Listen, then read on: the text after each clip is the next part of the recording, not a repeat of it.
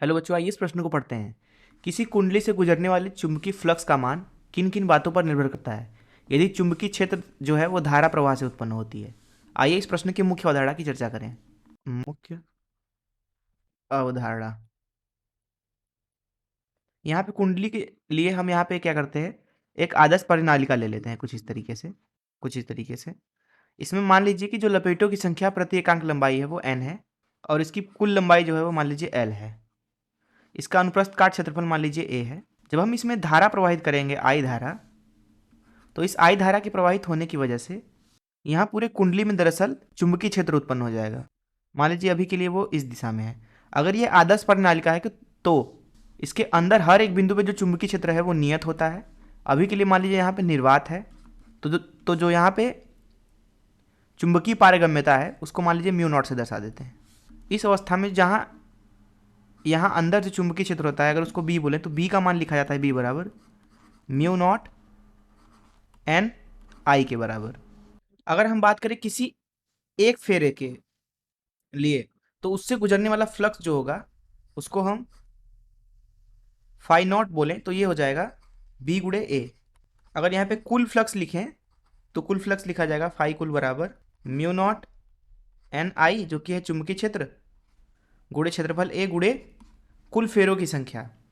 कुल फेरे यहाँ पे हो जाएंगे एन गुड़े एल, क्योंकि एन है फेरे प्रति एकांक लंबाई, तो लंबाई का गुणा कर देंगे तो कुल फेरे मिल जाएंगे। कुल फेरे को अगर एन से दर्शा दे, बड़े एन से, तो ये लिखा जाएगा एन गुड़े एल। तो यहाँ से आपको दिख रहा है कि जो कुल फ्लक्स है जो कि कुंडली से होकर गुजर रहा है उसका मान है फाई कुल बराबर म्यू नॉट एन का वर्ग ए एल गुड़े आई। अब यहाँ पे अगर हम कुंडली के अंदर माध्यम ना बदलें, उसके अनुप्रस्थ का क्षेत्रफल को ना बदलें, उसकी लंबाई को ना बदलें, उसमें लपेटों की संख्या प्रति एकांक लंबाई को ना बदलें, इस अवस्था में जो ये पूरा पद है ये नियतांक है। दरअसल यही कहलाता है कुंडली का स्वप्रेरकत्व एल। तो फाई कुल को यहाँ पे ऐसे भी लिखा जाता है, फाई कुल अनुक्रमानुपाती है धारा के। तो इस मुख्य आधार से चलिए अब प्रश्न को हल करते हैं। देखिए यहाँ प्रश्न में हमसे पूछा जा रहा है कि जो चुंबकीय फ्लक्स होता है किसी कुंडली से गुजरने वाला, वो किन किन बातों पर निर्भर करता है यदि चुंबकीय क्षेत्र धारा प्रवाह से उत्पन्न होती है। जैसा कि हमने मुख्य अवधारणा में भी देखा कि जो यहाँ धारा आई हमने प्रवाहित किया था उसी की वजह से यह चुंबकीय क्षेत्र उत्पन्न हुआ था, जिसका मान था म्यू नॉट एन आई, और उसकी वजह से जो कुल फ्लक्स है कुंडली से उसका मान हमने पाया इसके बराबर।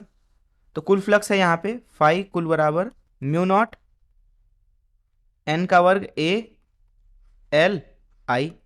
तो अगर आप यहाँ पे ध्यान से देखें तो जो कुल फ्लक्स है वो निर्भर करेगा माध्यम पर। दूसरा है अनुप्रस्थ काट क्षेत्रफल पर।